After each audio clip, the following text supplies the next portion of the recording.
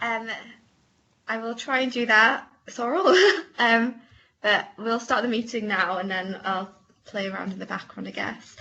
Okay, so welcome everyone to Cabinet Equalities Committee. Thanks for coming this morning. Obviously, due to social distancing, we're having to do this virtually.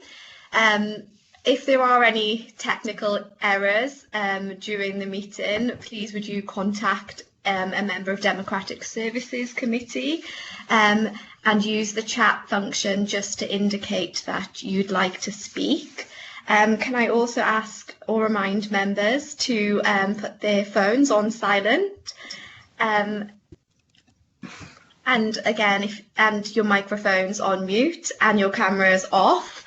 And then when you'd like to speak, I'll ask you to come into the conversation and then you can unmute yourself and put your microphone on. It's just to minimise background noise and interference to just ensure that we have a stable connection.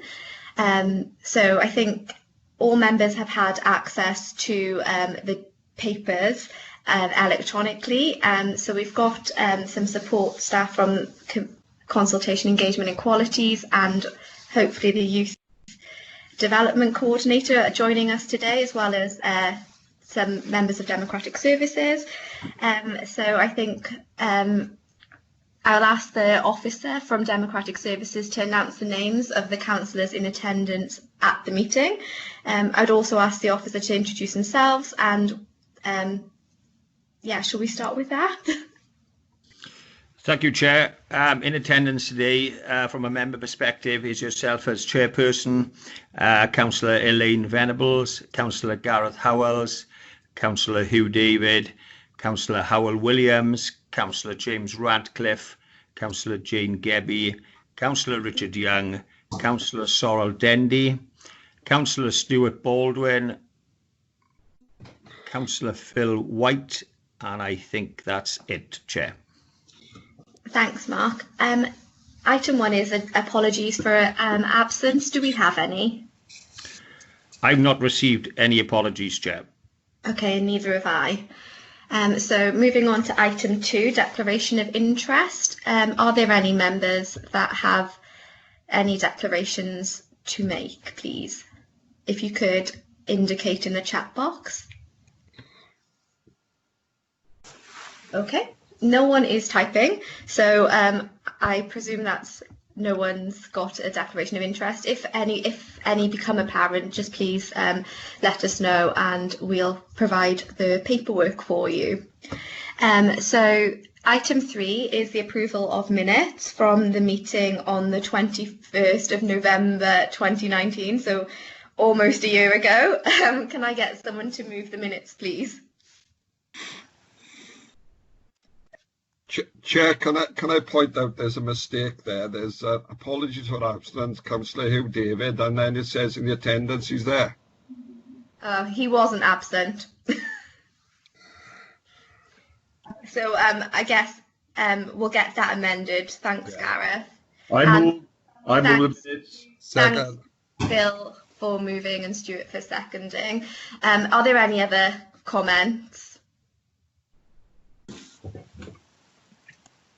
No? Okie dokie. Moving on then to item 4, which is the update on the Equalities work within schools. I know we have Nick here. Is Owen going to take us through this paper? I don't know if he's present because he didn't read him out. Nick, I think it's over to you then.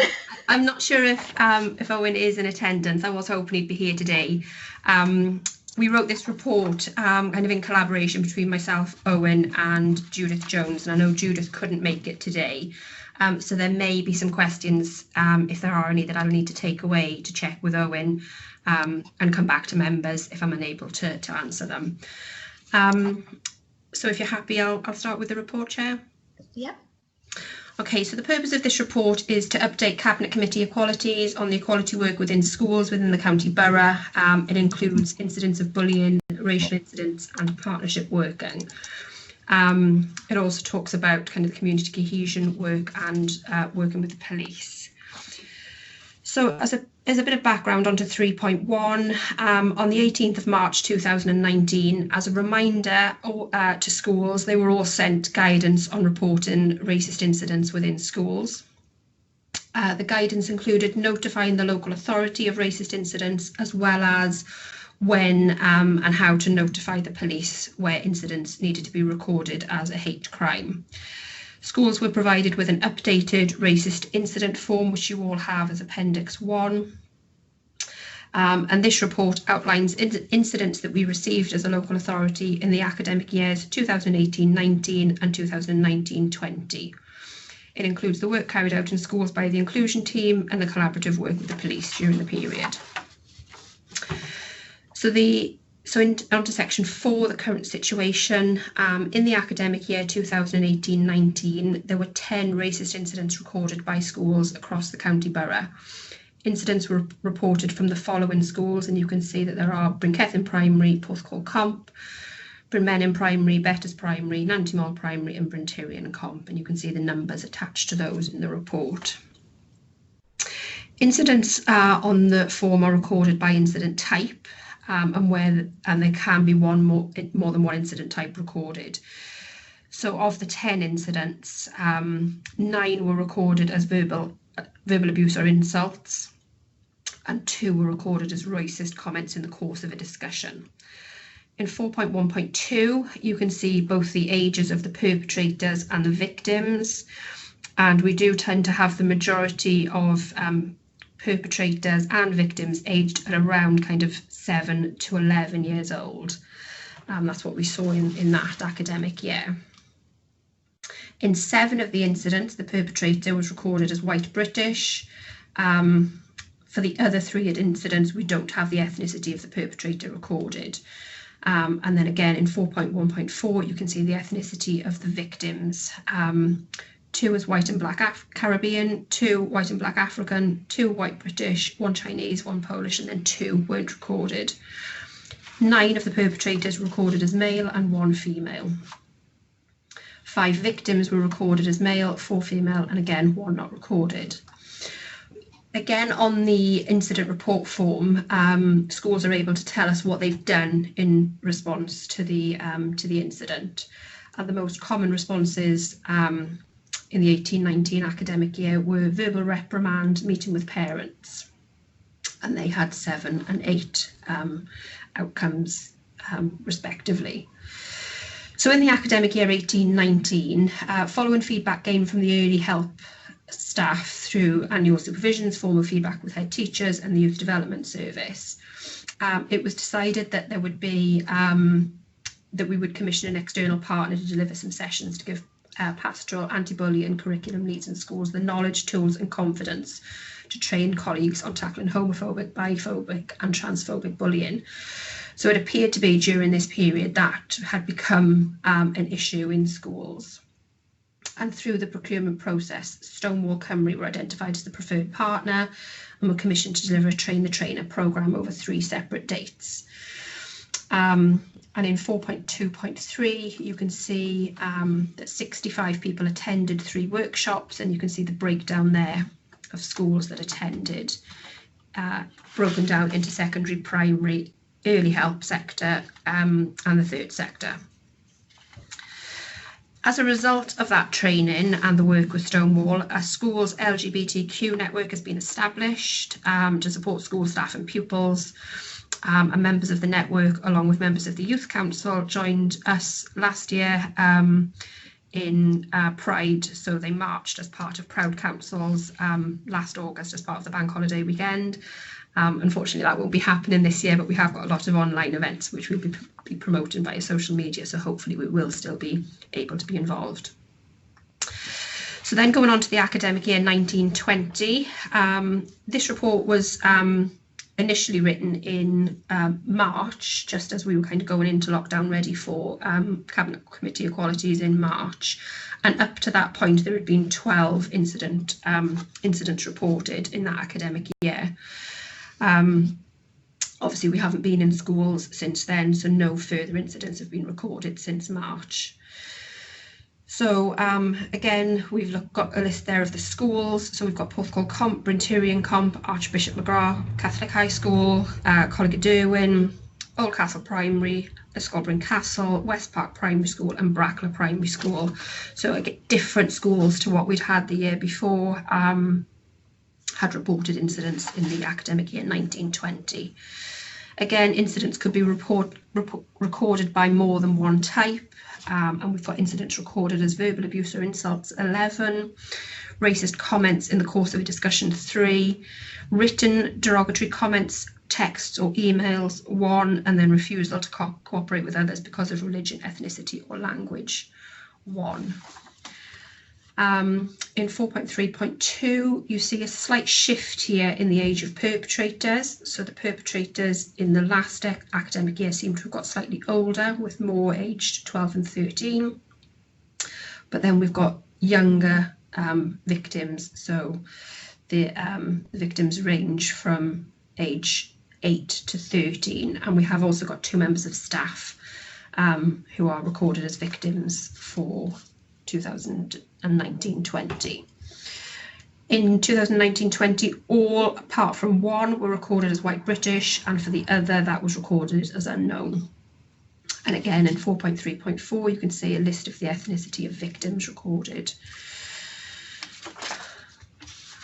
with only 1 there where the victim ethnicity wasn't recorded. 7 victims here 14 of the perpetrators were recorded as male, 1 female and 1 unknown. 7 victims were recorded as male, 5 female, and in 1 incident there was no direct victim recorded and 1 victim was recorded as unknown. Again, similar interventions taken place. So we've got verbal reprimand 7, meeting with parents 6, and removal from lessons 8. And in autumn 2019, Welsh Government then announced a number of grant-funded streams to deal with hate crime, and they announced that they would work with 100 schools across Wales to deliver critical thinking skills and raise awareness of hate crimes in schools, with a key focus on Key Stage 3. The aim was to start this work in 2019-20. Obviously, with the impact of COVID, that is being extended. The grants weren't available to local authorities. It had to be community organisations that applied for the grants. So following a series of meetings between the WLGA, community occasion coordinators and preferred providers, it was decided that Show Racism the Red Card would be the preferred partner to deliver schools identified in Wales. And the 5 schools identified in Bridgend County Borough were Brynteg, Brynterian Comp, Coleg y Derwin, Maesteg and Pencoed. So as I've already said, 4.5, the aim of the project was to deliver a series of workshops to support children and young people to develop critical thinking skills. And there was also an aim to equip school staff, including teachers and key support staff such as receptionists or break time supervisors, with the skills to challenge hate crime and support victims where incidents occurred. 4.4.7 outlines that the aim for completion for delivery was July 2020. As I said, unfortunately, this had to be extended due to the impact of COVID and will be moving into the next academic year as well as last. So I think there is still work to be done in relation to racism in schools and hate crime in schools, and hopefully the critical thinking workshops will go some way to tackling some of that. I think we've still got work to do with checking where we are with the police and the local authority incident reporting. I know that the police have incidents reported to them that we sometimes don't always know about, and we have incidents reported to us which the police don't know about. So I think we've got some work to pick up with that. But the recommendation for this report is that Cabinet Equalities Committee receives and considers the report and maybe outlines any future work that they would like to see happening. Thank you very much for the report, Nick. I know that there's a couple of members that have some questions, but I'd just like to say that it is moving in the right direction. and the fact that we've had, 6 additional schools reporting the year after the first set started reporting is progress in my view, because 6 schools initially reporting doesn't sound like the mechanism is correct, and I can see now that through the training that when you've got additional schools, to me that's progress. And also I welcome the wider data taken into consideration when choosing the 5 schools to benefit from the WLGA fund. I will let some members in before I start asking some questions. I don't know if Councillor Baldwin, if you'd like to ask your question, please. Thank you, Chair. And can I take you to 4.2.3 of the report, if you don't mind, please, Nicola? I'm looking to see an explanation of why so many schools didn't attend or opted out of the workshops. I noted there were 3 workshops that were operating, so a potential opportunity for them to attend. And will this workshop be run again for those that failed to attend the last ones? And an explanation for why a school opted out? Unfortunately, that's probably one of the questions that Owen would be best placed to answer. So he worked with all of the schools in order to give them information on the workshops and the dates and how to take part.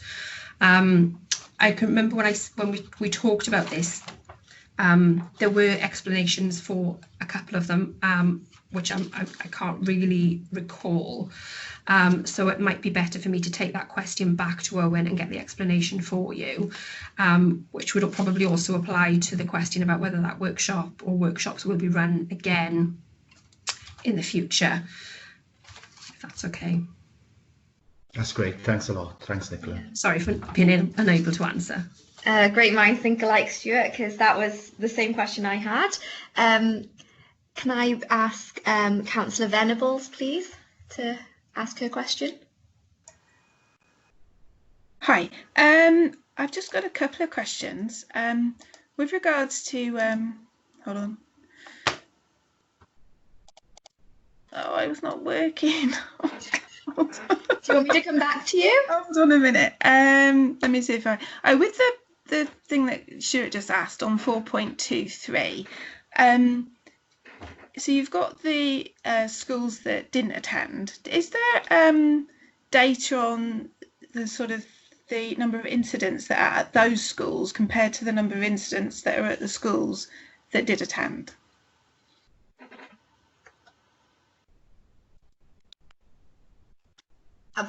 From what I'm seeing, there is like only 8 schools after the training reported. Yeah. So the ones that, so for example, there's post-core comprehensive, Brinterian comprehensive. They both attended the training. But they both initially reported in the first year. Then they had the training and they attended a second time. So reported a second time. I think there are more schools that reported. So I would say that there is a correlation between those that attended and those that then went on to report. Can I ask something else as well? So in 4.3, you've got the latest number of incidents. I was just wondering if there's a correlation between the number of incidents and the proportion of ethnic minorities at the school, or whether that has been looked at or not, because you would expect more, perhaps, I don't know, where there's a higher number of ethnic minorities. I don't know, but it just concerns me because I think in Pencoy Comprehensive there's a very low number of ethnic minorities, so you wouldn't get a true picture kind of incidents if there just aren't people. Does that make sense? Absolutely. It's not something that we looked at for this report. But on the forward work programme, we have got for next March an update on the hate crime project for schools. So that might be something that we want to look at for that report, is to have a look at the number of incidents we've had over the next academic year, and what the proportion of Black and Asian and minority ethnic pupils are, so we can kind of do a bit of a correlation of that. Yeah. Can I ask one more question? Sorry, just 1 second. On the statement you made, I'm not 100% sure. I think the research will be quite interesting to see, because sometimes populations with diversity are more embracing of diversity. Yeah. No, you're right. Yeah. So I think it'd be really interesting to see. It will. Yeah. Go on and ask your question. And then the last one is about the whole the training thing, because the data that we've been looking at is that we've had there were not this year, but the year before, there was quite a number of primary school children who were classed as the perpetrators. And then with the training, the project it's all going into high schools, and I was just wondering if there was a plan to have some sort of training, show racism, the red card, actually going into primary schools. I just wonder if we need to get to the children earlier. Yeah, there is. So there is actually a separate project which was commissioned towards the end of last year, I think it was, with Race Council Cymru, and they are doing some work across primary schools. Again, that's probably what we'll bring back in next March's report. The update on the hate crime work in schools will be a combination of the Race Council Cymru work and the Show Racism the Red Card work. Okay, brilliant, thank you. Yeah, so we've got 2 different funding streams, and we're using them as effectively as we can. Councillor Dendy, would you like to come in, please? Thank you. I'm going to get my video started. Brilliant. I just want to echo the comments to start off with the amount of primary schools that didn't take part and the schools that opted out. From the outset, it actually is quite disconcerting. I understand there may be reasons behind it, but we haven't got the opportunity to hear them in this meeting. But I think, especially as a sort of, to make everyone aware what the real situation is, could make a massive difference in people's opinions about some of these primary schools not taking part. And I think it's really important to find out what they are. The other thing I was going to talk about is the fact that looking at the gender of the victims, although there is a higher male, there is actually quite a significant amount of female victims as well. And one of my questions, and I've been able to get a bigger look at the picture in terms of equalities, is whether some of these comments that are racist are also linked to gender as well, because there is also the bigger picture of sexism within schools, and I think it's really important to be able to find where we might have those connections between those 2 types of thought, and also if it was a sexist comment but race was used in terms of a sexist comment instead of just being a racist comment. I think it's really important we get as much of the picture on this situation as possible, and really tackle those, especially in primary schools and early age. If you can try and tackle those issues, you're saving yourself in the long run as well, and being able to really help people be able to realise what they're saying and what they're doing. Thank you for your comments. I obviously agree with your sentiments, and I think the projects that we are doing in the schools are going to be taking it into account. I think they're going to be looking in more detail, and like Nick mentioned at the start, there are it's not just one issue that's reported. There are multiple layers to the incidences that get reported. One thing I would say though, Sorrel, is that I don't think sexism is a bigger issue than racism. I think, they're equal issues in their own right. And so I just wanted to point that out. Can I just jump in? I was, please forgive me if it seemed it came across that way. What I was saying is... No, what I was saying is the fact is that there's racism and there's sexism, and I think it's best that we tackle both of those issues. It's not a case of one is more important than the other. It's a case of both of these are big issues for a lot of people in society, and I think it's best that we tackle all of these issues as early as we can in a child's development. Absolutely agree with you. Okay, Councillor Howells, would you like to phrase your question, please? Thank you, Councillor Patel. Yeah, I'd like to, first of all, endorse the comments made about the schools that didn't attend, and particularly the ones that opted out. I think we need to know the reason there. But I also think that, and I support the initiative of the Welsh Government in regard to using Show Racism, the red card, to take on this training. But I think the issue is doesn't just extend to just the racism. I think there are wider discriminatory issues.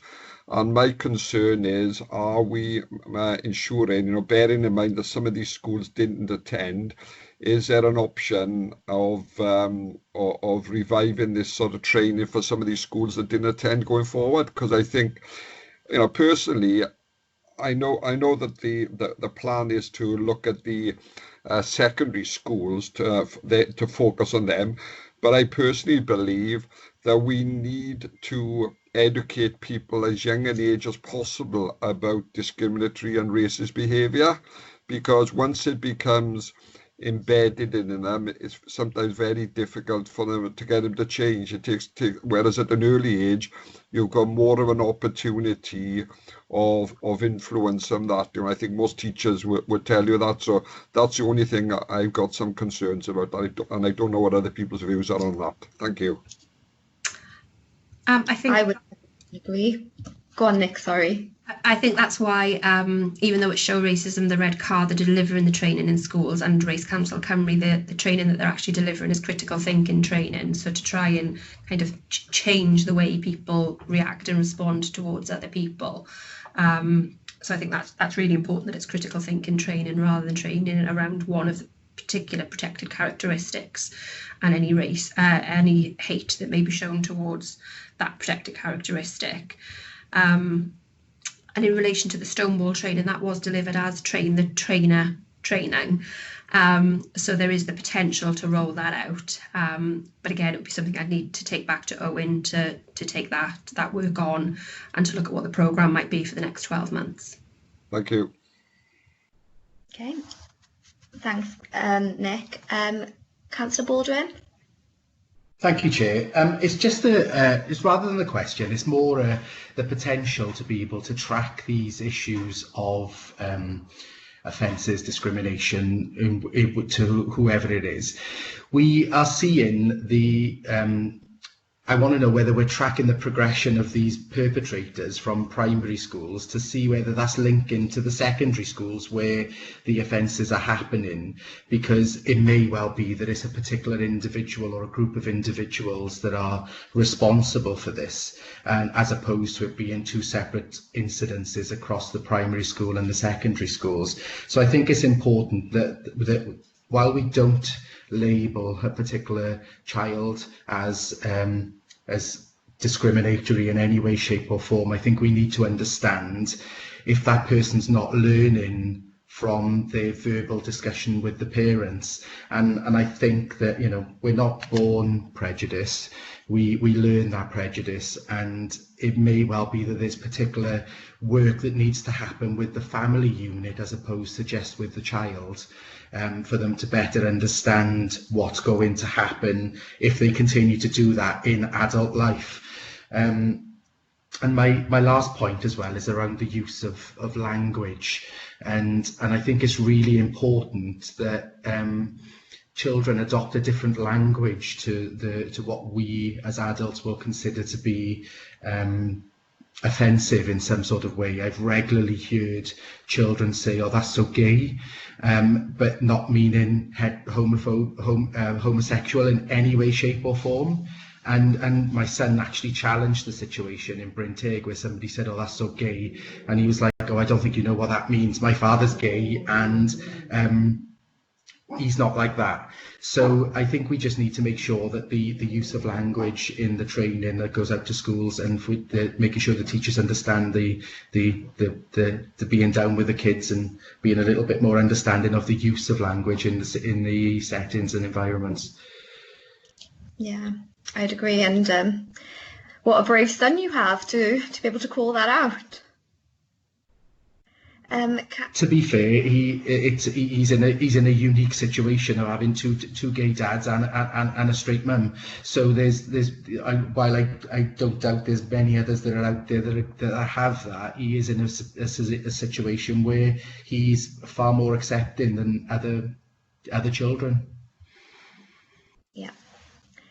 Thank you, Councillor Baldwin. Councillor Howell-Williams, would you like to come in, please?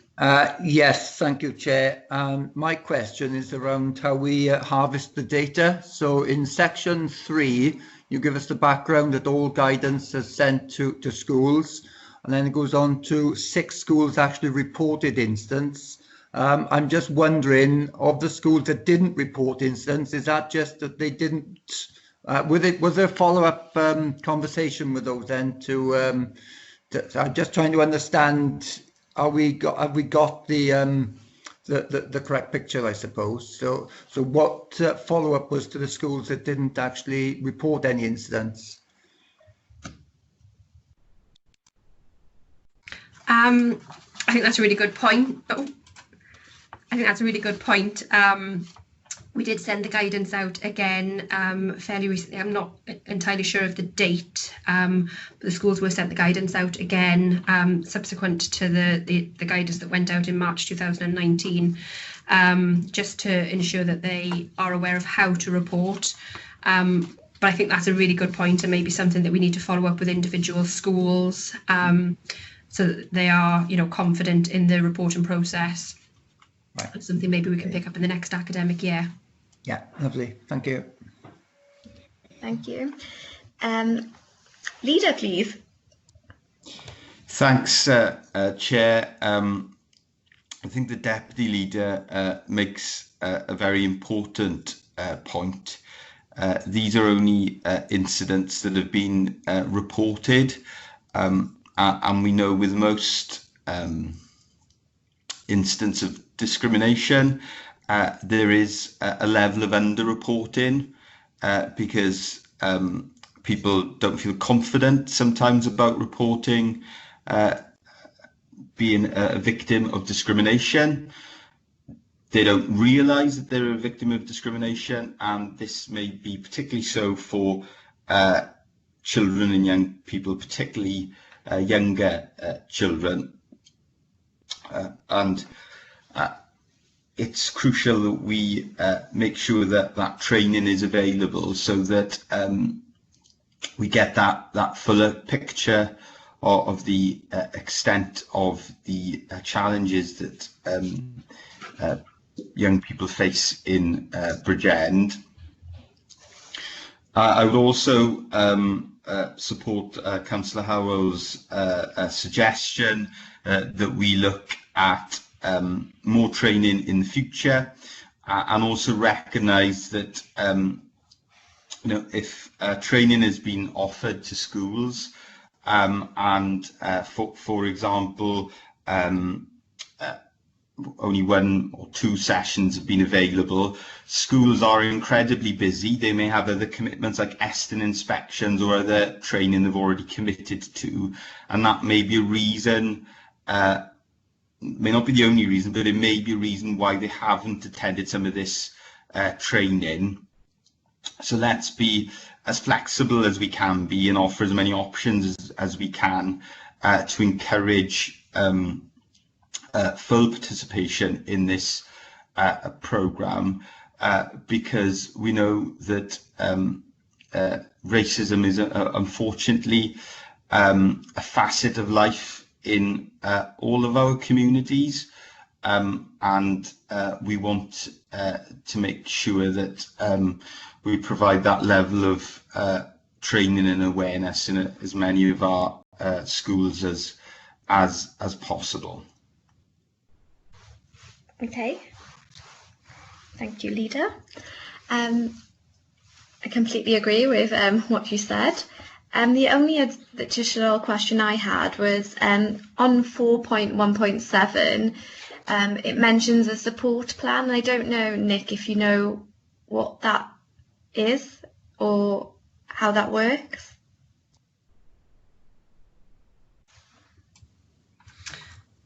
Again, that would probably be something that I'd need to look at the individual report that we had to outline what that was. So all of the incidents come through to me as Equalities, so they come through to the Equalities inbox. So I'll probably need to have a look at the individual incident report that came through to be able to outline what that support plan looked like. Are you able to describe types of support plans, just so members are aware of what that is? Yeah, so it could be working with the pupil, or the pupil and the perpetrator, or maybe some restorative justice work, looking to see, reasons why it might have happened. Is there anything that's happened kind of between the two children that we might need to be aware of in order to support them to continue to work together? So it can be, the support plan can be either for the victim or the perpetrator, or for both, and it's quite individual to the needs of either the individual, the perpetrator, or both pupils. Okay, great. Thank you very much for that.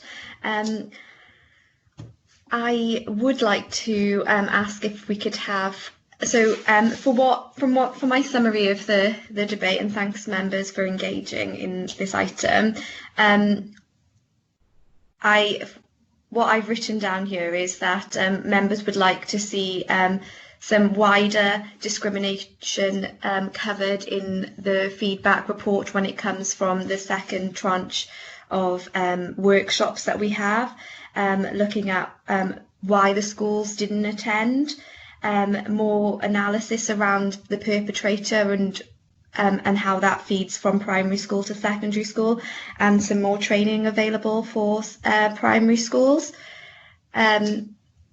I think that's the main points that members have raised. If you're able to take that away and feed that back to Owen, so that when it comes next time, we've got some more information on those points. Am I able to have a member move the report, please?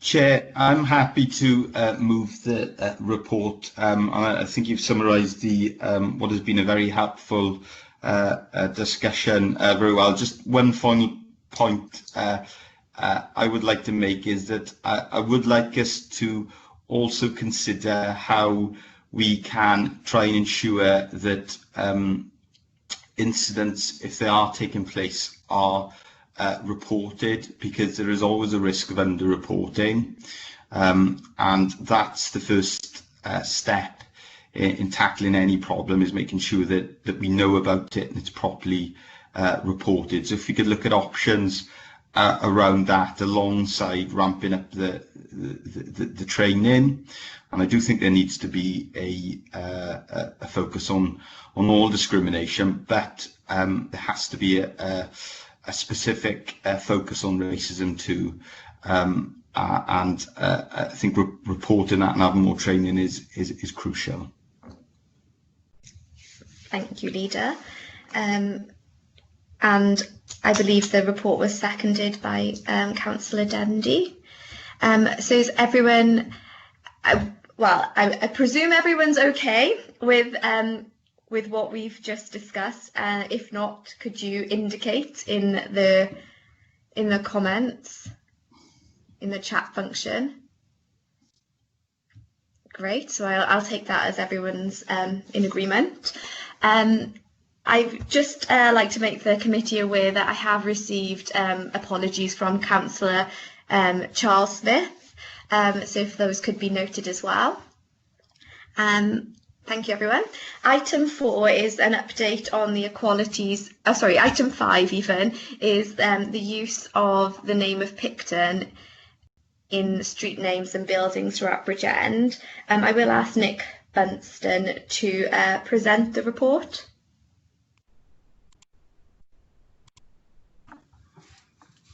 Thank you, Chair. So the purpose of this report is to provide Cabinet Committee Equalities with information on the use of the name Picton in street names and buildings across Bridgend County Borough. So in section 2, you've got an outline really into strategic equality objectives and why we've got a strategic equality plan, and the content of this report really sits within our strategic equality responsibilities. So if I start with section 3.3 of the report, because as it's quite a lengthy report, we'll go to the kind of pertinent points. So following the death of George Floyd in America, national protests and demonstrations as part of the Black Lives Matter movement have resulted in several UK councils taking steps to remove some statues of historical figures. Local authorities have also considered whether buildings, parks, playing fields and streets may have links with individuals criticised as part of the protests. Of particular relevance for us in Bridgend, campaigns began to remove memorials to General Thomas Picton, mainly focusing on a statue in Cardiff and a 25-metre tall monument in Carmarthen. In 3.4, we have outlined that a number of streets named Picton across the county borough, and this report looks at the history of these streets with the aim to identify if they are associated with General Thomas Picton. Although the research has been unable to identify the exact reason for the street naming, the research has suggested that there are links between the Picton family and to land ownership in Bridgend. So in 3.5, what we see is initial research has suggested that there are 2 possible sources of the name Picton in Bridgend County Borough. It is, however, recommended that in order to verify this information and ensure its accuracy, further work be undertaken by a local historian, and that findings of the research will be considered once Welsh Government have also concluded their review into historical figures, street names and statues. So in section 4, 4.1, you can see a list of the street names that are named Picton across Bridgend, Porthcawl, Kenfig Hill and Nantyffyllon, and the number of properties that are impacted within those streets. We then have some history really in sections 4.2 through to 4.6 in relation to General Thomas Picton and his family. So General Thomas Picton was born in 1758 in Pembrokeshire. He was a celebrated general who was known as the highest ranking general to die at the Battle of Waterloo. He served in the West Indies, including 5 years as the governor of Trinidad, during which he acquired a reputation for brutality and became known as the Tyrant of Trinidad. The number of slaves while General Thomas Picton was governor doubled to nearly 20,000, and he too was a slave owner who sanctioned torture. In 1806, he was convicted of ordering the legal torture of a 14-year-old girl. He's also believed to have amassed his fortune from the trading of slaves, executing several during his governorship. So that's just a little bit of history on General Thomas Picton. In 4.3, use of the name Picton, the naming of streets and buildings across the county borough. The use of the name Picton and the link to General Thomas Picton in the borough was uncertain when we initially started to look at this.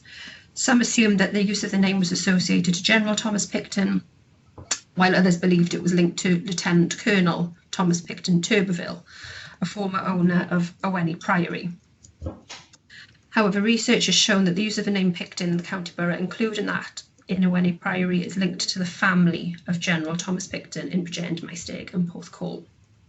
This is also the case with the Brogden family, who are credited with a substantial expansion and development of Porthcawl. So the Thomas Picton Turberville and the Brogden links are because of the, I don't know if you've already had a look at the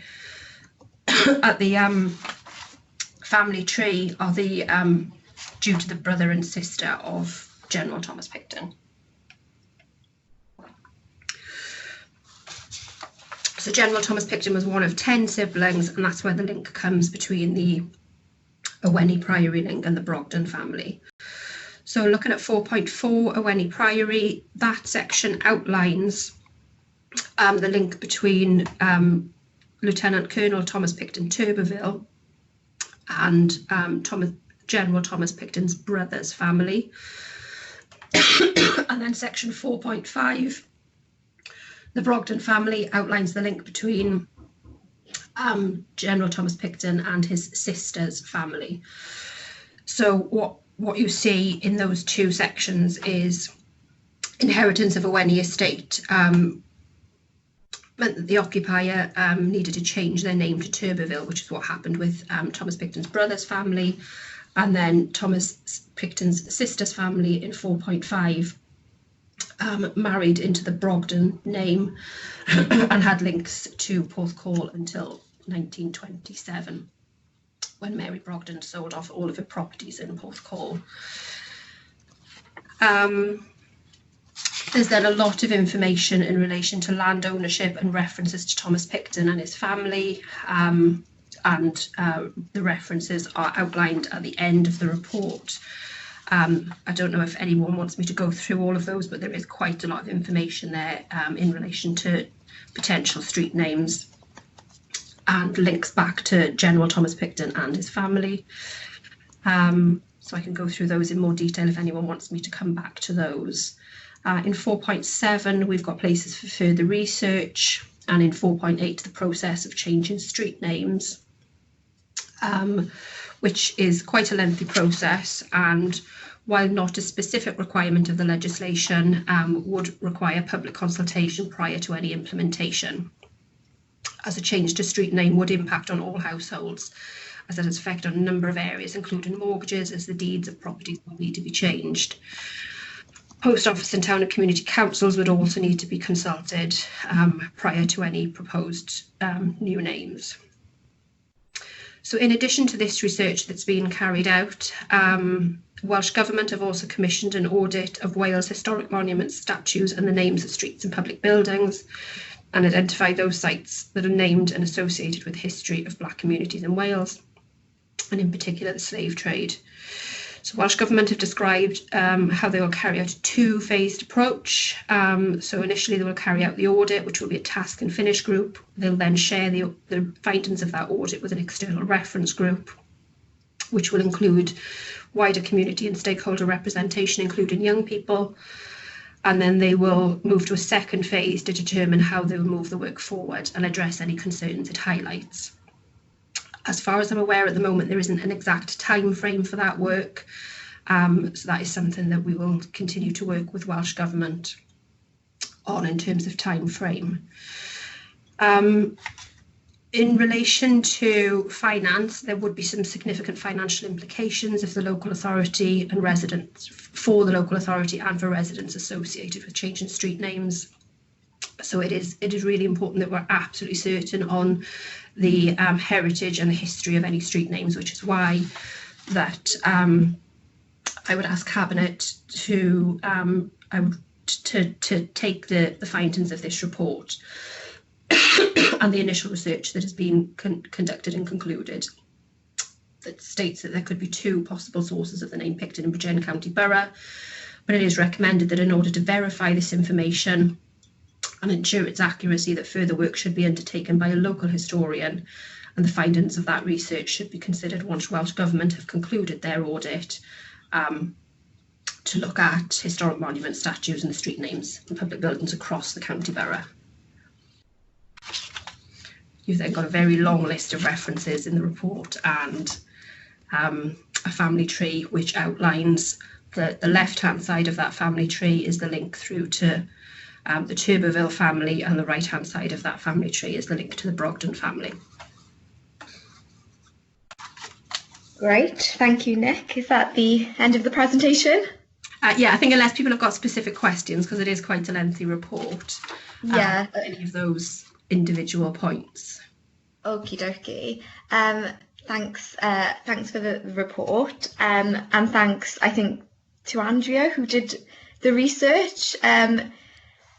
I think you can tell from the bibliography that there was a lot of work that went into this, and I think again it's a very good start. I just for clarity for members, in the report it mentions Sir Thomas, which is General Thomas, and also Jamie Brogden is James Brogden, just in case anybody got confused and wasn't sure who those people were, that's who they are. So I just thought I'd point that out just for clarity. Before I go into my questions, I can see that there are a number of members that have got some questions. Can I ask a cabinet member to move the report first, please, and second it? I move, Chair. Second. Great, thank you very much. I know that, Phil, you've got a question, so would you like to ask your question, please? Yes. Can you hear me, Chair? Yeah. Yeah. Thanks, Nick, for the report. It is quite lengthy, but I think it's quite lengthy in the context that it was needed to be that way. Plenty of information provided. As I was happy to move the recommendation, I think for me the important part is that at 4.8, Chair, of the report, it is about those bullet points and the involvement of the local residents in terms of a public consultation engagement.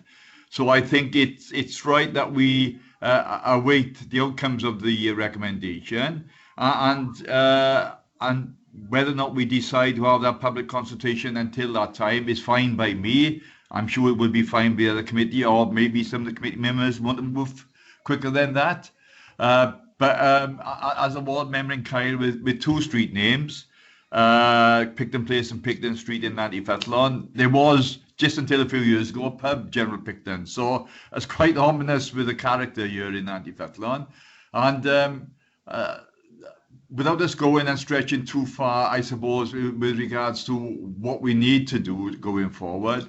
Also in Garth, there is the well-known Turberville estate and Turberville Street, and an ex-leader of this authority lives in Turberville Street. So there's lots of links, isn't there, going through. But in terms of the report, for now, I'm quite happy that we've moved the recommendation, but I would like to just make that point again at 4.8 and that public consultation with the residents, because it will have implications for them, Chair. Thank you very much, Phil. Thanks for your input there. Councillor Radcliffe.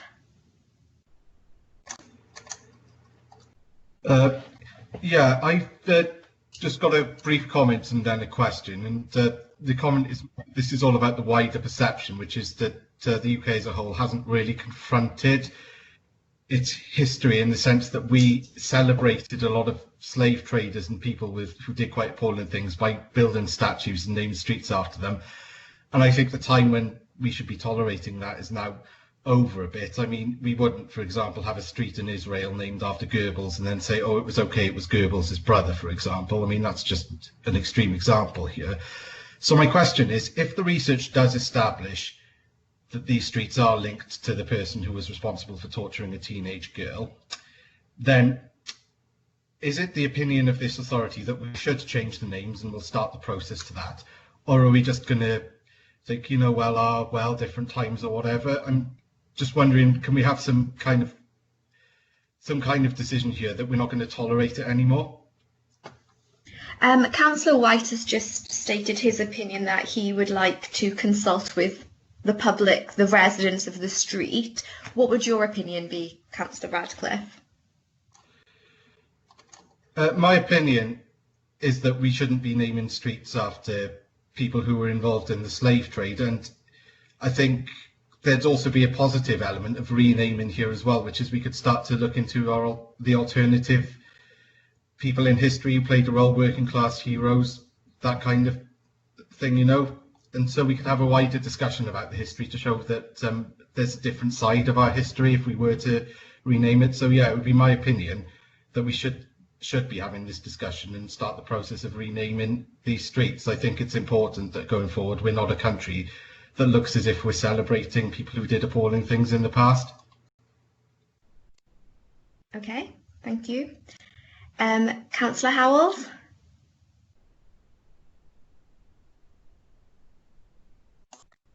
Thank you, Councillor Patel. I'd just like to endorse some of the points that Councillor White made. I think the issue is, I don't think there's no one on this council who would condone the behaviour of these people. what happened in the past. And these streets were named, this is a legacy issue. However, my concern is, as Councillor White has said, as also as a member for Caerhun and Antofallon, and living a stone throw from the two streets affected, I think we have to take the people of the residents of those streets with us.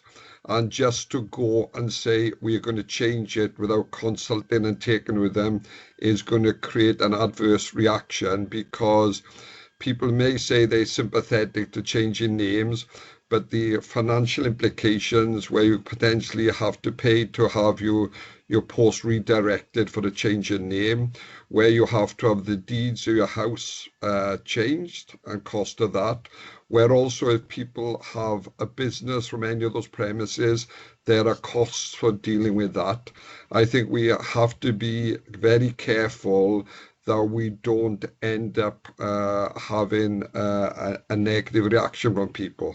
So I think that's the point I would say on that. I think we need to await further details so we get clarity on it.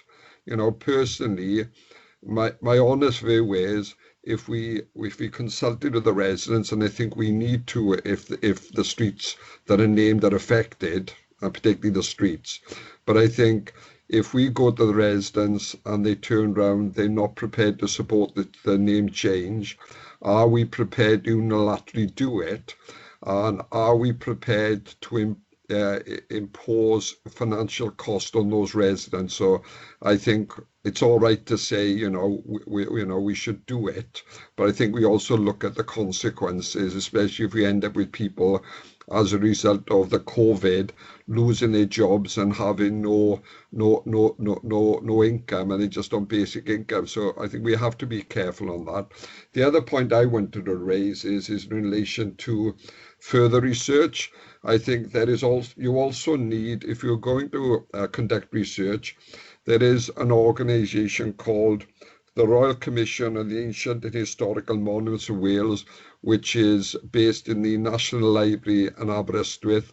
They may have significant archives there and information which we could also access, and I'm certain they will be involved in doing some of the work that's being commissioned by the Welsh Government. So can I suggest that possibly we contact Christopher Catling, who is the Chief Executive of the Royal Commission, and ask him if he can provide us with any information for their records, because a lot of the records on buildings and etc. they're held there.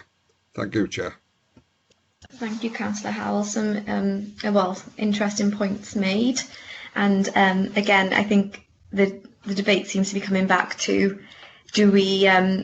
what do we do if do we take the unilateral decision to change a street or not? So I think I'll give members some time to think about that. Apologies, Councillor Baldwin, I did miss you. Would you like to come into the debate now, please? Thank you, Chair, and that's okay. A lot of it has been mentioned already in relation to the financial impact, and a quick calculation is there's 360 properties that this is going to impact on.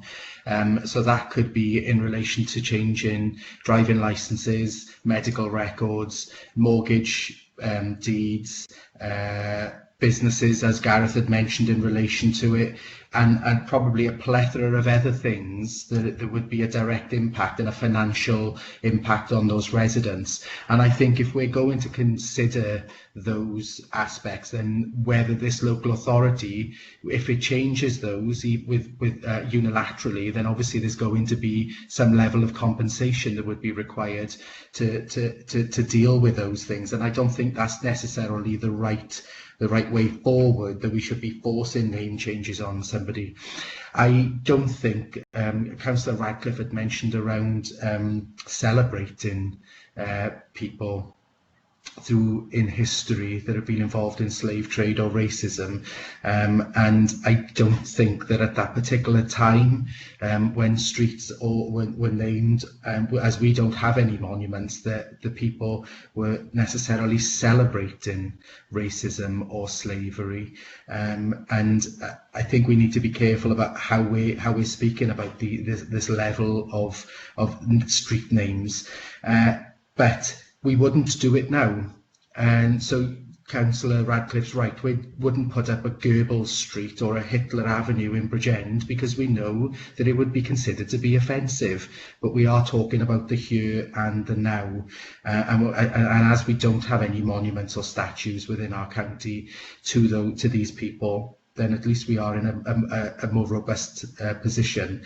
My question is about how will we give evidence to the Welsh Government audit in relation to what we have determined? Because as Nick has pointed out, these families owned vast amounts of stock and property and land, so that it is no doubt that there will be a crossover of names and difficult for us to be able to identify who those people are.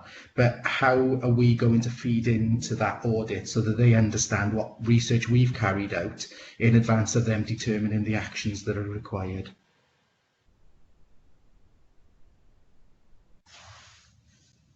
Nick, do you want to come in on that? Yep. Thank you, Chair. Thank you for your question, Councillor Baldwin.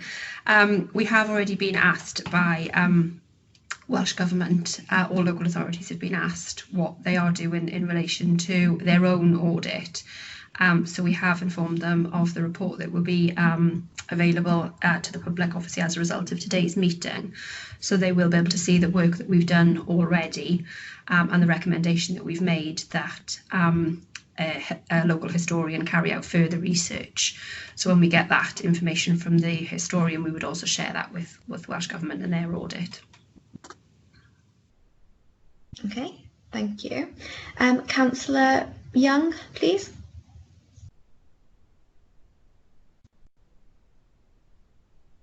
Hi folks, thank you Chair for calling me in. I've been listening to the debate, I've been very interested. Both Councillor Baldwin and Councillor Radcliffe make some very good points. I liked Councillor Radcliffe's point about involvement in slavery. Should we celebrate that? Obviously not. However, I think we have to look at that in context of today. For instance, the Picton Turbidale family in Iwenny Priory do come from General Picton's descent. However, there are two names or two street names in Bridgend with the Picton name in it. One is Picton Gardens, the other one is Picton Close. They both new developments. They're down by McDonald's. That's the entrance into Picton Gardens. They were named after General Picton. They were named after Richard Picton Turbidale, who died in Iwenny Priory in 2013. In all fairness to him, he was a Bridgend magistrate for over 30 years. He was chair of the bench from 1982 to 1986. He was the president of the Bridgend Agricultural Show. He was very active within Citizens Advice Bureau. He was very, very generous to both the blind school when it was a blind school and then later to Heavensbridge School. And he has a very long CV, as it were, with public good works.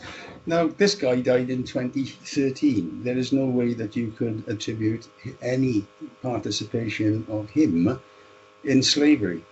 So I think it's worth us not jumping to conclusions when you see the name Richard or Picton.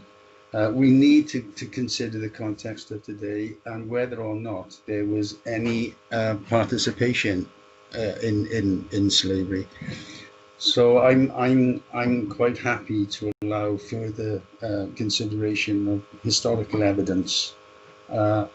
I'm very, very, very nervous about forcing people down the road of having their street renamed. It's essential that we consult with those people that live in that area, because I don't think it's fair that we actually force them down that way on people's perception rather than historical accuracy.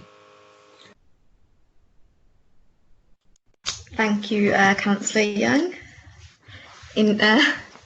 Can I bring the leader in, please? Yeah, thank you, Chair. Just to say that I've been contacted by members of the public who've asked me if we can change the street names in the county borough. I've been contacted by residents who've said, please don't change the street names in the county borough. I live in those streets. Please consult me first.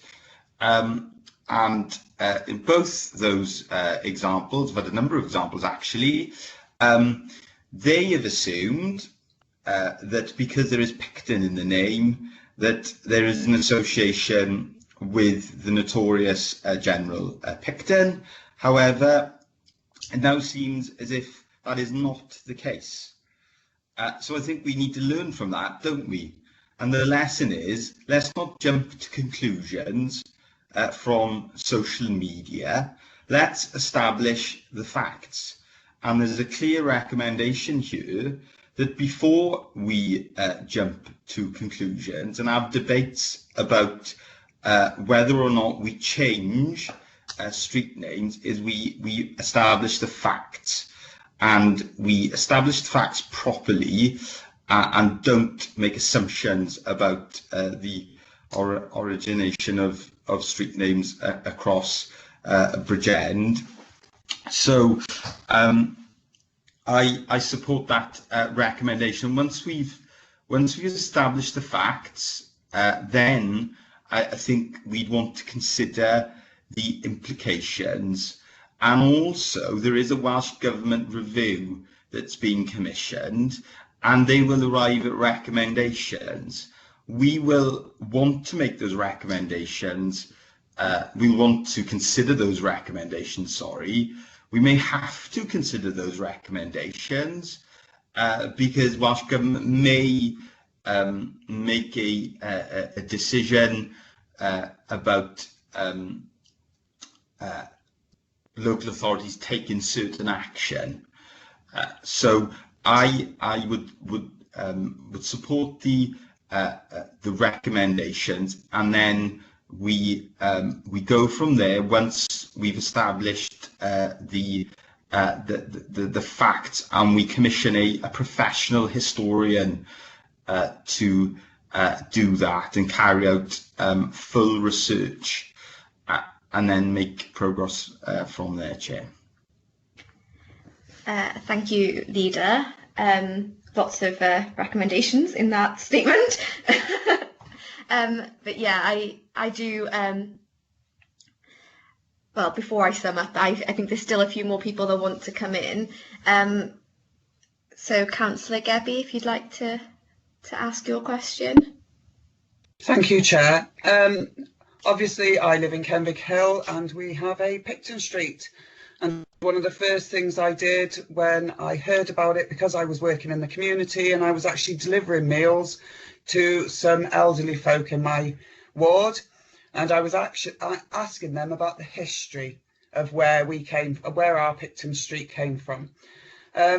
They have linked it to Ewen Priory, but they've also linked it to Margam Park. Now, I don't fully understand the significance of that, Nicola. I'm really sorry. I'm not a history buff, and I haven't had the time to research it myself, but I do think that's worth looking into. And I also think that we need to make note of what history has told us.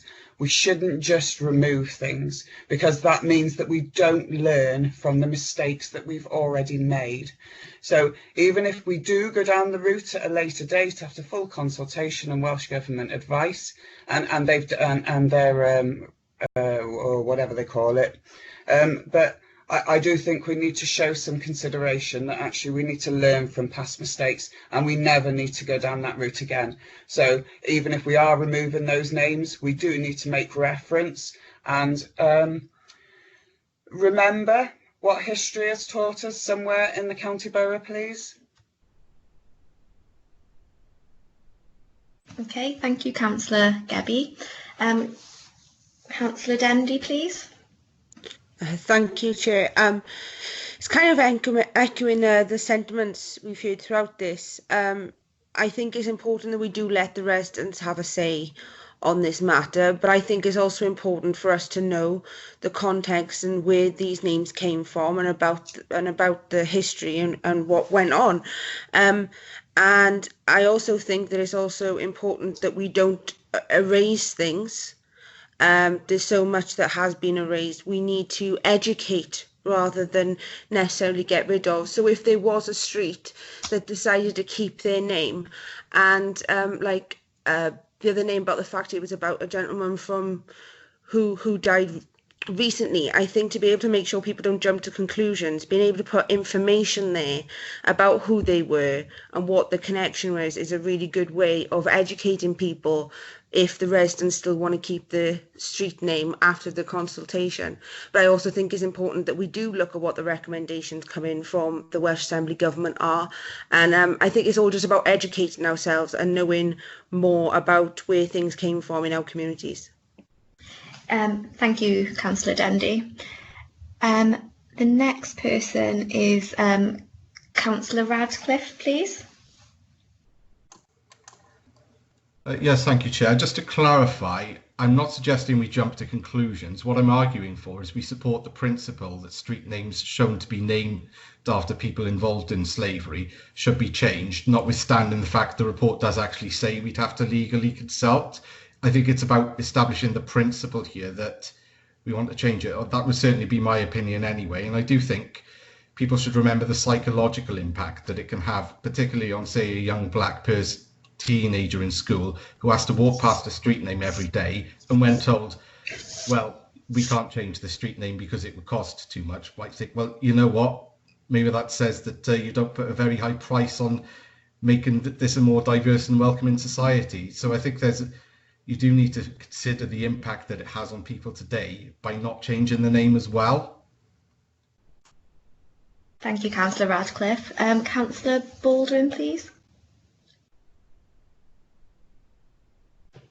Thank you, Chair. I think one of the things I'd like to see is a potential recommendation then is that I'm not involved in any of the street namings. I'm not on the planning, on development control. I'm just wondering whether there's a context that when we are street naming, that we put the context of where that street name has come from. And that may be a recommendation, if it's not already in the position, about how we move forward so that we have the future context of where that street name came from.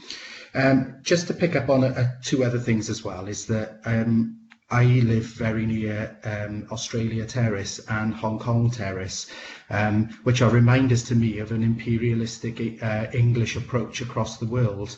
But I don't necessarily see that we're recommending that those are being changed.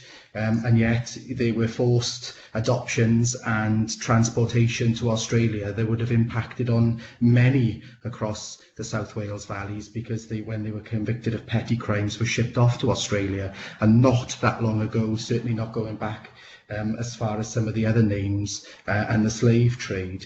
So I think it's really important that we consider those aspects as well.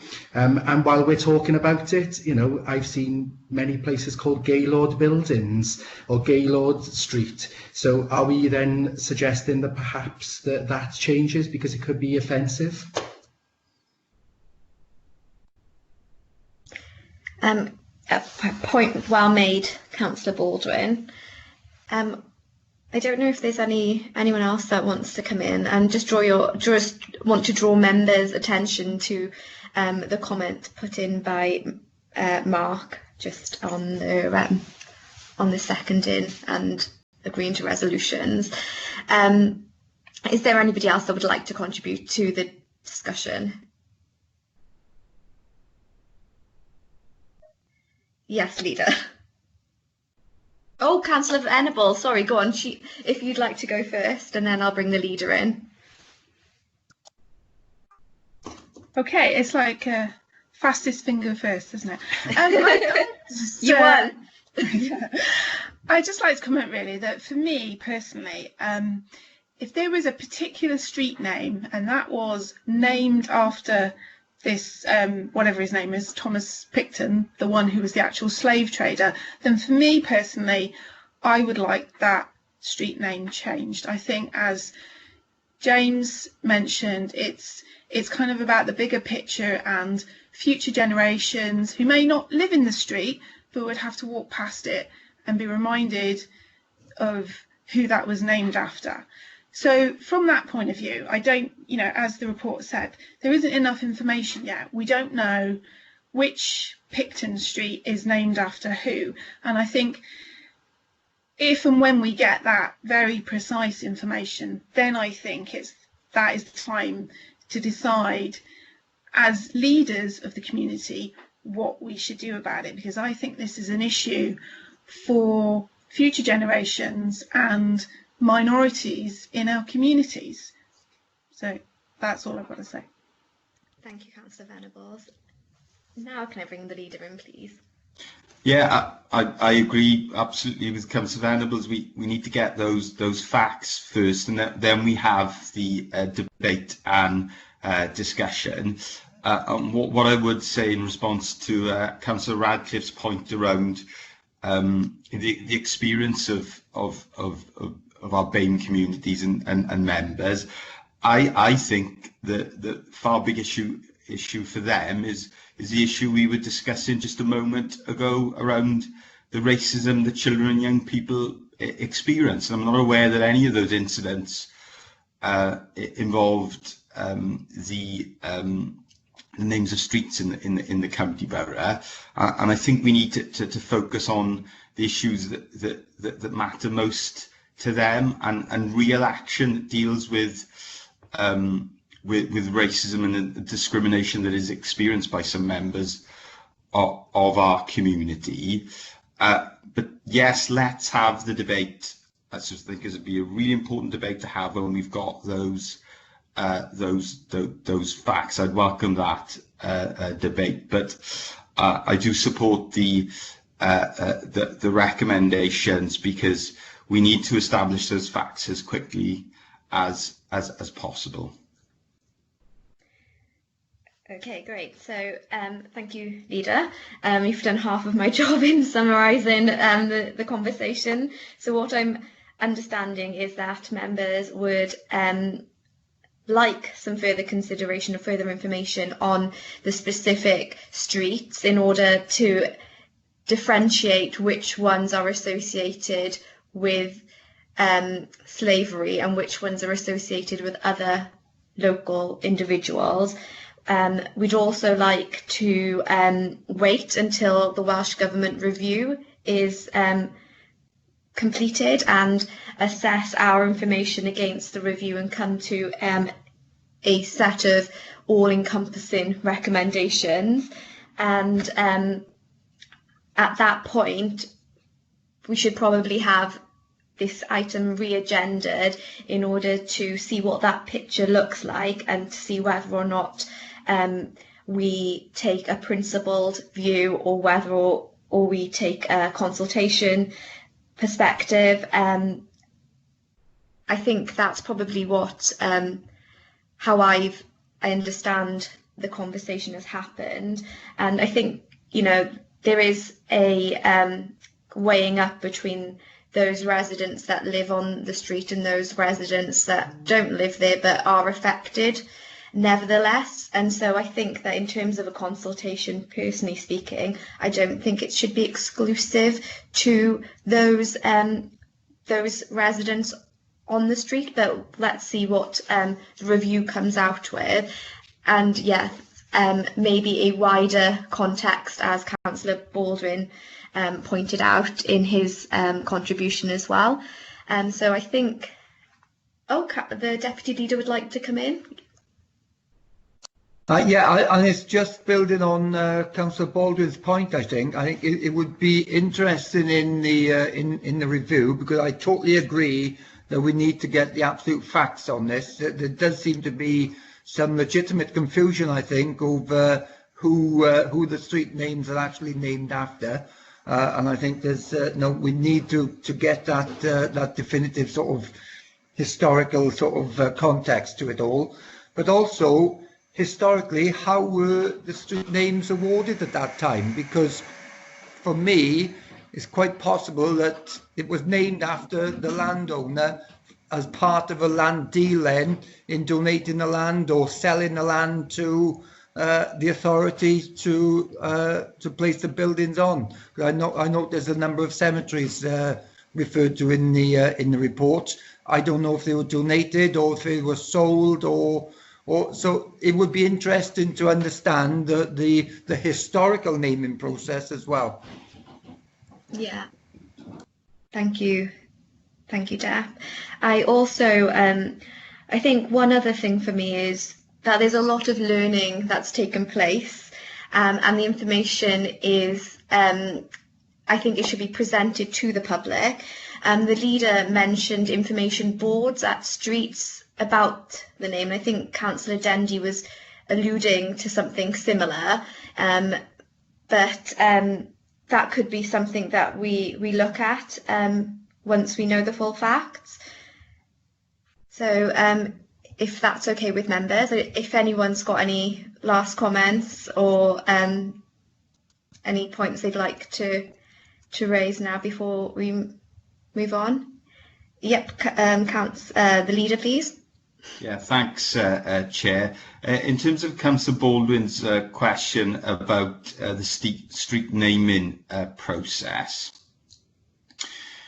the current process, as I understand it, though, Nick can confirm, check, and then confirm with officers, is that the developer will identify a name, a potential name, and there's normally all the street naming decisions I made, there's always been a local connection there, quite often with a landmark or a geographical location nearby to that new street. The town and community councils are always consulted, as is the Royal Mail, and perhaps Councillor Young has more information about that, but it is a well-established process. I'm not sure if local members are involved, but from what I've seen of certainly new street name signs, they tend to be named after rivers or wildlife or other such features that won't, I assume, be controversial in the future. And as Nick has typed in the conversation box, they obviously take into account the Welsh language, and more often than not now, which I think is to be welcomed, the street names are in Welsh to reflect obviously the locality. So that's the process, but I'm sure we can bring more information to members on that process. Thank you, Leader. Yeah, I was curious as to why they weren't that many Welsh names, but yeah, I think it's a valid point. And Nick's put in the comments there that new streets will also take into consideration the Welsh language. So that's so that point's kind of covered. If no one's got any further comments, the recommendations are in 9.1 of the report. I think everyone's on board with those recommendations, as well as what I summed up to be. Thanks, Councillor Gebby. So if that's okay, then we'll move on to the next agenda item. And thanks for the debate. It was very, very interesting. And before we move on, I read that Charlotte Edward made a claim, which I thought was, it was quite disturbing to read, But without going into the detail of the report again, I'll move on to item 6, which is the Strategic Equality Plan Annual Update Report 18-19. So just a reminder to members that we report 1 year behind, and so this report was due to come before us in March, but obviously due to the pandemic, we've had to postpone it until this virtual meeting now. So can I bring Nick in to present the report, please? Thanks again, Chair. So yeah, as Councillor Patel said, this report should have come to us in March. So next year we will see in March the Strategic Equality Plan Annual Review for 2019-20, which I think there may be an error on the Forward Work programme when we get to that, so we'll just need to rectify that. So the purpose of this report is to provide members with an update on the work completed within the Strategic Equality Plan, the overall plan being 2016 to 2020, for the period 2018 to 2019. And if we can just go straight to section 4. So the annual report, which you've all had as Appendix 1, covers that period, 1st of April 2018 to the 31st of March 2019. And as expected, the annual report is published on the council website and made available by the 1st of April. So that is obviously there and available for people to read. So the 7 strategic equality objectives for 2016 to 2020 were transportation, fostering good relations and awareness raising, our role as an employer, mental health, children, leisure, arts and culture, and data. For those of you that have seen the Strategic Equality Plan for 2020 to 2024, you'll see that those overarching objectives have changed, but obviously we'll come on to those at a later date in terms of reporting on those. So on to 4.3, some of the key points to note from the annual report are that we have continued to mark, support and raise awareness of national equalities and diversity campaigns via our social media platforms and our website.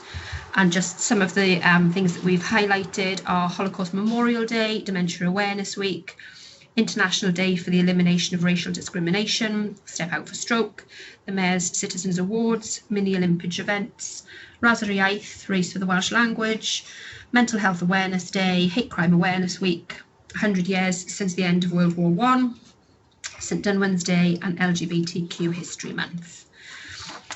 Some of the other main points to note from the report are in November 2018, Cabinet Committee Equalities confirmed that Bridgend County Borough Council would adopt the full definition of anti-Semitism as proposed by the IHRA.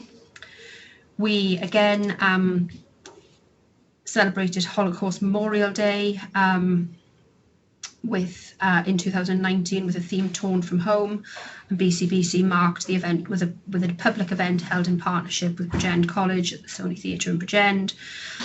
They're always very poignant events, and anyone that attends usually leaves those events feeling fairly emotional from the speakers that have attended those events. The Vulnerable Groups team have trained to train the trainers in youth mental health first aid, and that has been rolled out to all schools. BCBC has delivered a successful programme of dementia support activities with partners including Barvo, Alzheimer's Society, Haywood and Arwen. The Active for Life programmes have supported 9,769 visits across 12 sites, providing free access in targeted communities. We've had almost 1,500 people engaged in Park Lives outdoor activity programme. During 2018-19, we've had regular hate crime awareness sessions take place across the county borough, and over 1,300 people have been engaged with over 69 sessions. We've made progress through the local community coordination service and outreach services being developed across the county borough with GPs. During 18-19, Arwen became the first Welsh library operator to remove library fines to encourage greater usage. And from a staff perspective, we've started to offer monthly health checks to staff, which include blood pressure, cholesterol monitoring and biometrics. And they've been really well received by staff. So the full report is available in Welsh and English. It's attached as an appendices for everyone to be able to read in full, and it's available on our website. So the recommendation is the Cabinet Committee Equality notes the progress being made and approves the Strategic Equality Plan report for 2018-19. Thank you, Nick, for the report, and you can see there's a lot of work carried out in the years 18-19. Please could I have a Cabinet member move and second the report? Chair, I'm happy to move the report, recognising, of course, that seems like a lifetime ago now, because we are looking at 18-19. We've got to look at 19-20 and then the future. But I think it is a comprehensive report on that year. So happy to move it. Thank you, and I can see that Councillor Young has seconded the report. Are there any members that have any comments in relation to the report? No? Okay, well, as you can see, it's a lot of work that is carried out by every section of the council. It's a one council approach to this item. Sorry, Councillor Baldwin, would you like to come in? Thank you, Chair. And it's more my appreciation to the members of staff that have continued throughout this pandemic to continue to raise these issues in what have been really difficult times. And personally, as the Mayor, I've been involved in filming videos at home on Srebrenica and other aspects to mark VE Day. So I just want to thank Nick and her team and all the others in comms as well that have been involved in it to continue to raise these issues around equalities in these difficult times.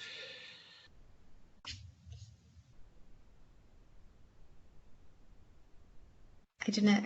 Okay. Thank you, Councillor Baldwin. And again, I completely agree. You know, even though we're not meeting in person, the work has never stopped. It's always continued in the background. And I think comms, especially if you read some of the engagement statistics, they're out there engaging with residents, and you know, even with the education side of things and the post-16 consultation, I know that the team were out there meeting and engaging with residents, trying to bring awareness about the different decisions that are coming before us as elected members.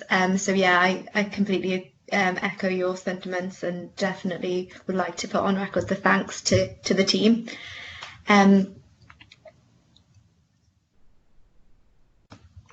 The leader, please.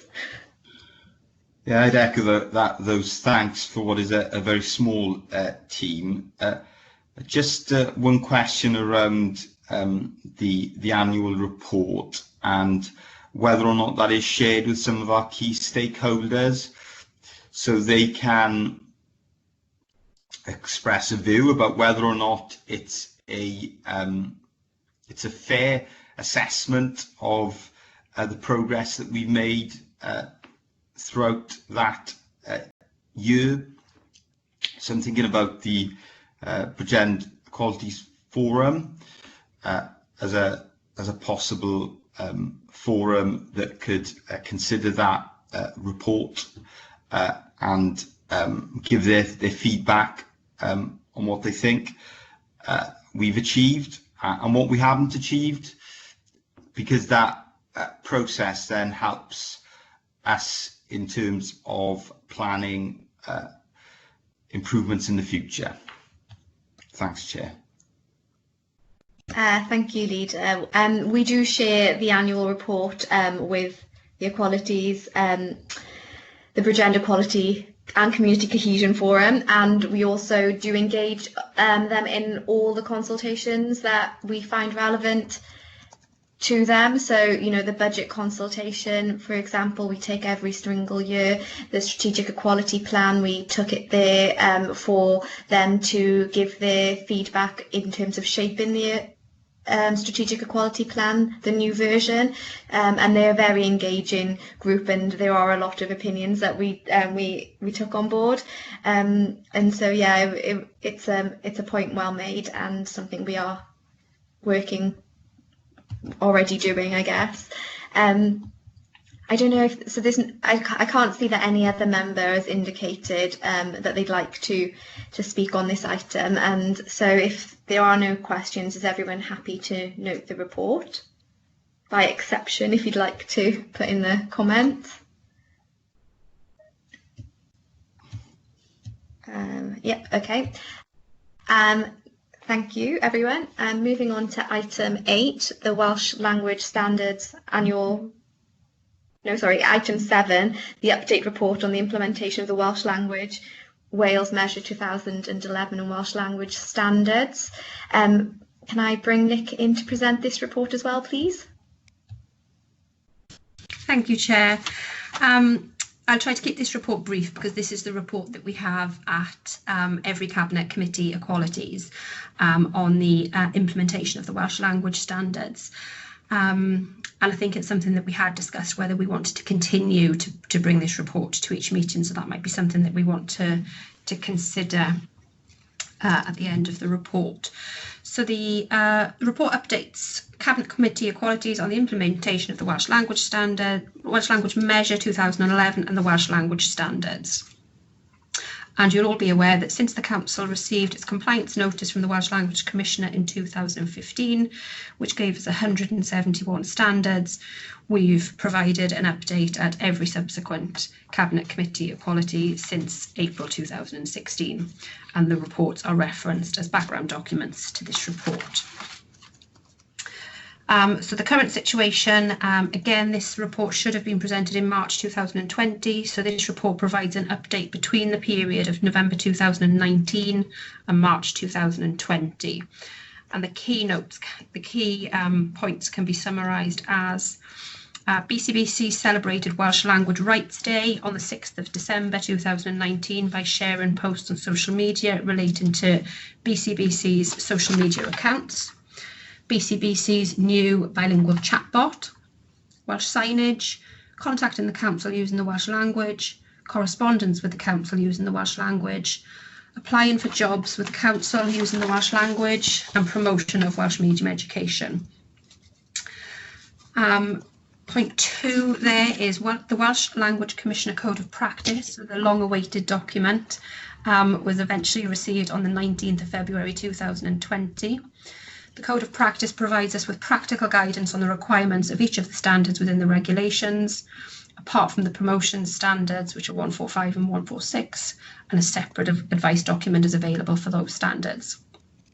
The purpose of the Code of Practice is to assist local authorities and other bodies subject to the standards to interpret and comply with the standards, and the Code explains the requirements of the standards and shares examples of ways in which to do so. I have attached a copy of the Code of Practice for you in Welsh and English as Appendix 1 and Appendix 2. It's quite a lengthy document, and you'll also find it on the Welsh Language Commissioner's website. So the Code of Practice was received on the 19th of February and it came into force on the 19th of February. So the expectation was that we were immediately compliant, which was fine because it was really just kind of an explanatory document to give additional guidance. As part of this report, we also outline any complaints that we've received and give updates on previous complaints. So between November and March, we had one new complaint received to the authority where a member of the public on the 14th of January complained about receiving their voting card, which they felt was incorrect in terms of the Welsh language at the bottom of the voting card.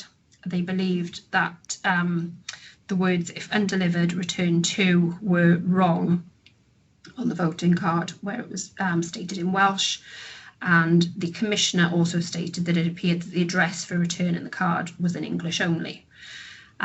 We have provided a response to the Commissioner stating that the Council is not the responsible body for maintaining the register of electors or for sending polling cards, these functions are the responsibility of the registration officer and the returning officer, whose roles are independent of the council.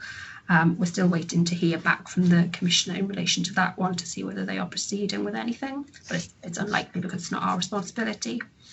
And then section 4, previous complaints update. So we've got an update now on the complaint which was received on the 8th of February 2018 in relation to the consultation that was held in YGG Llangynoed, that was carried out in English only.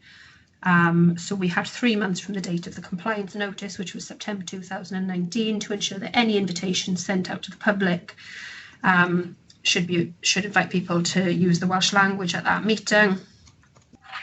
Section 3 of the Welsh in the Workplace Policy, which was published in September 19, provides information on public meetings, so all staff are aware of that. And reminders about meeting and compliance with the Welsh language standards have also been sent to all staff via weekly agendas messages. And then an update in relation to a complaint received on the 16th of October 19 regarding an automatic email that the complainant received council tax acknowledgement, acknowledging a council tax payment. This was the email template that was sent was also the subject of a previous complaint, and the complainant alleged that the Welsh version contained errors. We have again provided initial information to the Commissioner on that, but that had now been raised as a formal complaint. So we're working with the Commissioner on that one. And the recommendation for this report is that Cabinet Equalities Committee receives and considers the report. And then, as I said at the beginning, this is a report that comes to every Cabinet Equalities Committee, and whether we want that to continue really, or whether you'd like to see it less frequently. Thanks, Nick, for the report.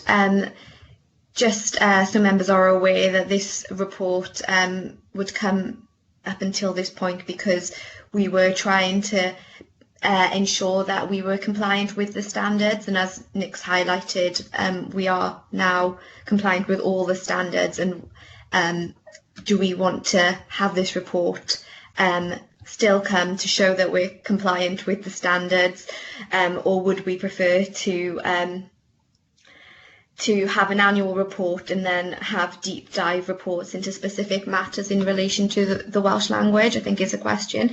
But before I bring people into the debate, as I can see people have indicated they'd like to ask questions, please could I have a Cabinet member move and second the report? Move. Thank you, Deb. Second. And Chair. thank you, Leader. Thank you, Leader. I think Councillor Howells is the first on the list to ask a question. Thank you, Councillor Patel, and thanks to Nick for the report. I actually think it's important that we continue to have these reports because if there are issues that need to be addressed, I think we need to know about it. And secondly, the other question I wanted to ask, which was in relation to, and I forgot to ask this question when we were talking about the issue about the show release and the red card, about they were being asked to do some training. Have we had a clear understanding from them that they're able to deliver the training bilingually as well? Because I think that's the fundamental issue that we need to ensure, since Welsh and English have got equal status now under the Welsh Government's legislation. But I'd just like to reiterate, I think these reports are very, very helpful in finding out where these issues have been flagged up, and I'd like to see our council becoming an exemplar in promoting and supporting the Welsh language. Thank you. Thank you, Councillor Howells. I do believe they offer it bilingually, but I think it's probably best if Nick checks with Owen about, because I did notice that Llangynoed weren't on the list of people that attended the training, and we did say in that item that we would try and find out why each of the schools didn't attend, and if it is a language issue, then we'll definitely work towards removing that barrier, but I don't think it is. But we will check, and Nick has said she will check. So thank you for that point. Councillor Venables, please. Yeah, can I just ask about the more recent complaint, the one about that it said it was the responsibility of the returning officer. I just can someone just explain to me? I don't understand. So if that's a separate function to the council, are they subjected to the same practice of the Welsh language? And if so, do we scrutinise them at some point as well? I'm just a bit sort of lost, really.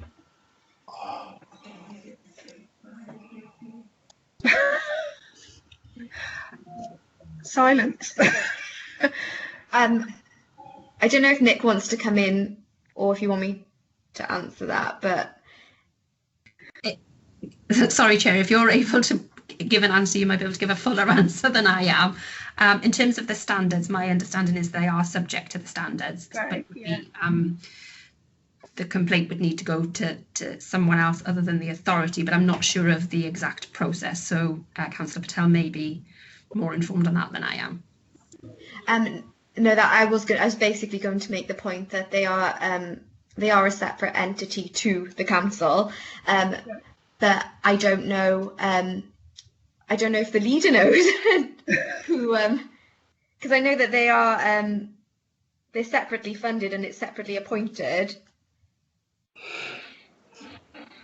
Chair, they are obviously the function is legally separate, but it is undertaken by local authority staff. When I read this last night, I did wonder whether or not the issue was about the layout and design, for example, I assume of ballot papers, etc., is not determined by this authority. For example, I don't think for Assembly or Senedd or UK Parliament or European Parliament elections.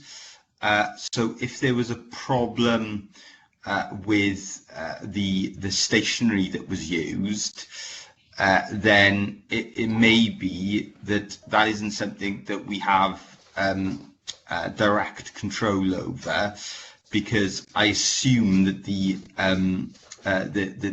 stationery, the layout of, for example, the ballot papers is determined nationally. But we'd have to check what the complaint was about in terms of who made the decision around that stationery that was used. I think it was, when I use the term station, I think it was about printed material, wasn't it, Nick? I think it was the voting card. The voting card, yeah. So the voting cards, I believe, they use a consistent format across Wales, and that would be determined by I think it's the Electoral Commission, but we'd have to check that and come back, and then they would share that across Wales and use the same format. Okay. But I may be wrong, so we can check that out. Okay, so if Nick could get some more details around that complaint and forward it on to the committee, I think that would be quite useful for members. Oh, hang on, I can see that someone's put something in the chat box.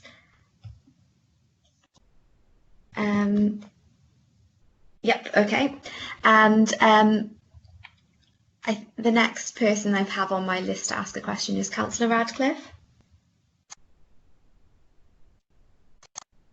Thank you, Chair. It's just a quick question, and that's on 8.1. It says that only £4,000 has been spent against an allocated budget of 320,000. I'm just wondering why the difference between the expected level of expenditure and the actual one?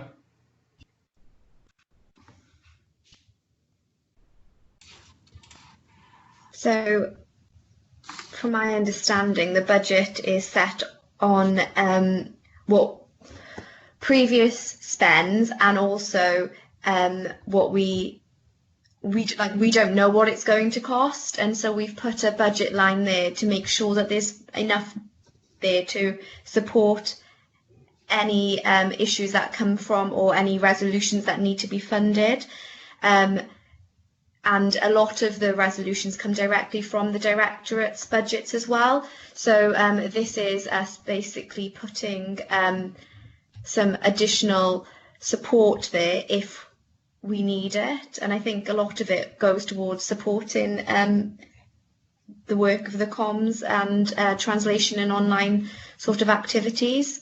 I don't know if Nick wants to add anything else to that. Sorry, I was starting to type, so it's easier probably to talk. I think the other thing to add to that is that's the funding that's been allocated out to directorates. There's also a number of standards that come out of a corporate budget, which would sit within that 324,000. So we need to take that into consideration. So that might be something members want a little bit more information on next time. What are the corporate standards, and then what sits within directorate responsibility? Yeah, I think that'd be helpful. And I understand that in the report that we are going to be looking at the funding in a report soon. So maybe you want to tie that together. Okay. Okay. Are there any more comments from members? Yep, Leader.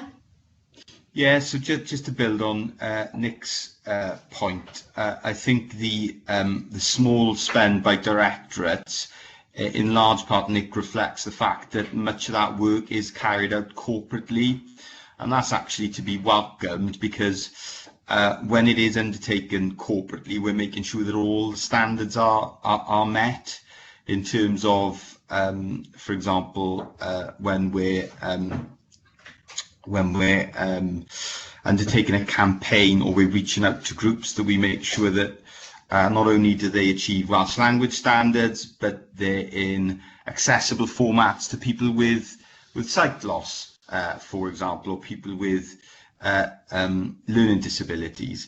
And that's been a big switch in the way that the authorities worked in recent years, isn't it, Nick? That has made sure that we are maintaining and reaching all the standards that we set in how we communicate with people. So it's accessible and meeting all our duties and responsibilities. Absolutely. I think the last thing we'd want is people to feel that they found a translator too expensive. So there will be some, expectation that there's a corporate funded responsibility, and then there's directorate funded responsibilities for other things. So it is really important that we have standards that are corporately funded and that people are aware of those. And that there's enough money to support what we need. Absolutely. Yeah, okay. I don't have anyone else that's indicated to speak on this item, and we've had it moved and seconded. So if there aren't any dissensions, no, okay. I'm sure everyone's happy then to note the contents of the report. And I shall move on to item 8, which is the Welsh Language Standards Annual Report for 2019-2020. Would you like to present this report as well, please, Nick? I will do, Chair, thank you. So this is the Welsh Language Standards Annual Report 2019-20, and the purpose of the report is to inform Cabinet Committee Equalities of the content and approach taken with the Council's 5th Welsh Language Standards Annual Report for that period. So as background in 3.1, the Welsh Language Standards give Welsh speakers improved enforceable rights in relation to the Welsh language. And the Council received its final compliance notice on the 30th of September 2015, which gave us 171 standards which required compliance. Standards 158, 164 and 170 require the Council to produce and publish an annual report in Welsh by the 30th of June each year and ensure that is available on the Council website. So the current situation at 4.1, the Council's Welsh Language Standards Annual Report 2019-20 covers the period the 1st of April 2019 to the 31st of March 2020 and was published as required by the 30th of June 2020. The report is attached as Appendix 1 and you should have that available in Welsh as well as English. The Council outlines how, the report outlines how the Council has complied with the standards under a duty to comply during the period and also documents any progress and new developments with our compliance. So in 4.3, you can see as part of the annual report, there is a duty on us to specifically report on the following information. So we have to specifically report on the number of complaints received by the Council during the period, and you can find that in section 3 of the annual report. The number of employees who have disclosed Welsh language skills as of the 31st of March 2020, and you can find those in section 4 of the report. The number of employees attending training courses offered in Welsh during the period, again, can be found in section 4 of the report. The number of new and vacant posts advertised during the period, categorised as posts that are either Welsh language essential or desirable, and they can be found in section 5 of the annual report. And then in addition to the information specified in the previous section, we have also included updates on quality impact assessments, customer contact and our promotional activities, and they can be found in sections 7 and 8 of the annual report. So this is a very brief report. Obviously the Welsh Language Standards Annual Report gives more detail, but the recommendation is the Cabinet Committee Equalities receives and notes the content of the report and the Welsh Language Standards Annual Report 1920.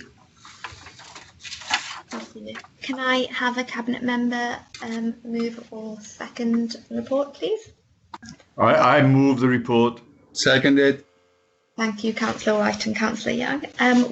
Do members have any queries, comments on the annual report? It is obviously on the website and publicly available. I don't think we've had any specific questions from any members of the public in relation to the annual report.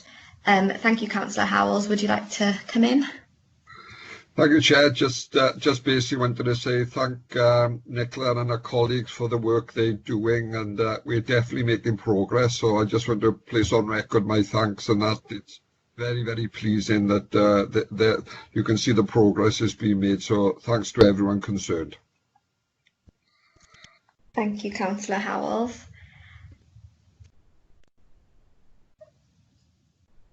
And okay, so if there's nobody else that would like to speak on the item, I agree with the point that Councillor Howells made, that you can clearly see progress, and it's good to see across the entire local authority. And I think, like the leader said in the previous report, it's not just a one service issue.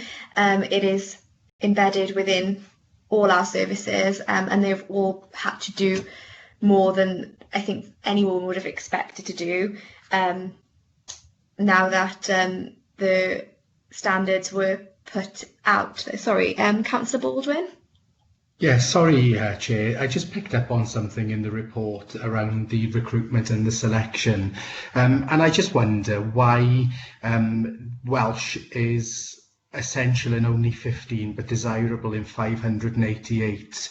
And I just wonder about what progress we could make as a local authority. I would have thought that a lot of those 588 where it's desirable are going to be in front-facing, customer-facing roles, where the increased provision of Welsh is likely to be beneficial to us as a council, and it's probably not for an answer now, but and it may be discussions that are required at a directorate level, but I think it's to help me better understand why it's only desirable in such a large proportion but essential in 15.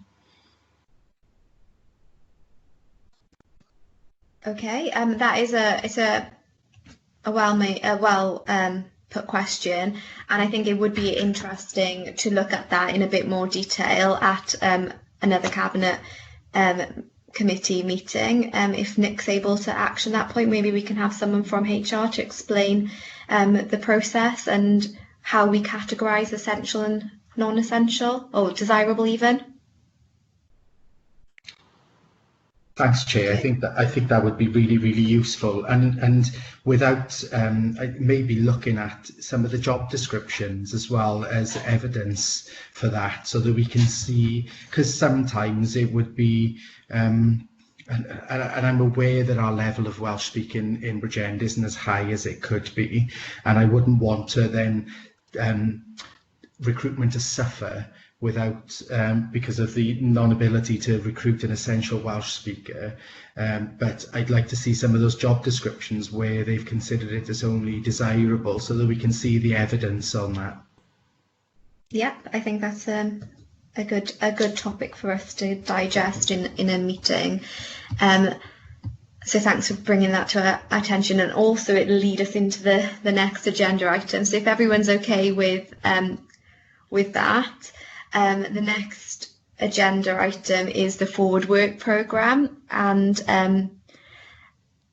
if Nick would like to just present that, and I think obviously there's some suggestions that have come out of this meeting that maybe you want to also include. Yeah, absolutely. Thanks, Chair. Okay, so the last report that we have today is the forward work programme for 2020 to 2021. Obviously, we are a little bit behind where we should be, so we should have had our meeting in March, and we should have had a meeting in July. Hence today's rescheduled meeting, and another meeting hopefully scheduled for October. So the purpose of this report is to seek Cabinet Committee approval for a forward work programme for the coming 12 months. And if we go straight down to 4.1, we've got Appendix 1 sets out a proposal for the committee's regular business items and key equality issues to be considered. The proposal is based on our strategic equality objectives from the previous equality plan, the consultation on the draft objectives for the next strategic equality plan, ongoing monitoring of the Welsh language standards, suggestions from the committee, national and local equality issues, and consideration for other council priorities and external reports. So it's probably worth at this point moving to the appendix, if that's okay for members. So in August, that's obviously the meeting today. In October, we had proposed that the strategic equality plan, draft action plan, would come to this meeting. But that was the strategic equality plan for 2020 to 2024 was taken to Cabinet, I believe, in February, and there was a request that that go back to Cabinet, so that is now listed for Cabinet on the 15th of September. It could be that we still bring it to the next meeting for noting, but would have already been through approval at that stage. And then in October we also bring the equality work supported by the Wellbeing Service, including the Girls Network, Dementia Friendly Swimming and Olympic Games, and an update on that work, as well as our standard business items.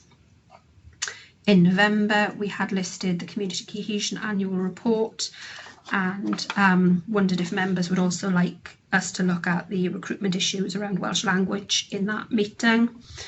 That might... I'm just looking at the other reports. I do actually have someone from HR come into the October meeting to present the workforce report, so whether that would sit better in the October meeting than the November meeting. We can obviously have that discussion. And then in March, an update report on the hate crime project for schools. So I also thought in there we could add the additional report from what we've discussed today around ongoing analysis of our recording of racist incidents in schools and any other incidents we might have in schools, and what work we've done on reporting, what work we've done on training, and add that in as a second report, maybe in March 2021. Yep, okay, so in reverse order, I think it does make sense to have the school reports in March, as suggested by the committee and obviously mentioned by yourself. And again, to have the HR item that Councillor Baldwin mentioned to come in October when we have the workforce report, because that ties in together. Members can kind of get a good feel for the topic area. In terms of strategic equality plan or action plan, I understand that it is going to Cabinet in September. However, I do understand that members will be able to see the report, the plan, before it goes to Cabinet, and they can feed in any comments before the Cabinet meeting. So it's not that this item will come here or will not come here. I think what's important is the item is reported here, and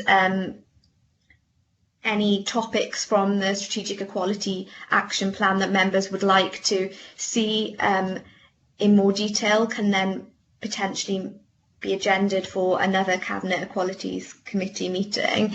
And before that, I think if members could have a link to the Strategic Equality Action Plan, the draft form before the Cabinet meeting, and if they have any queries, comments, if they could feed that back to me, I'll be happy to work on those before the report is finalised and put before Cabinet.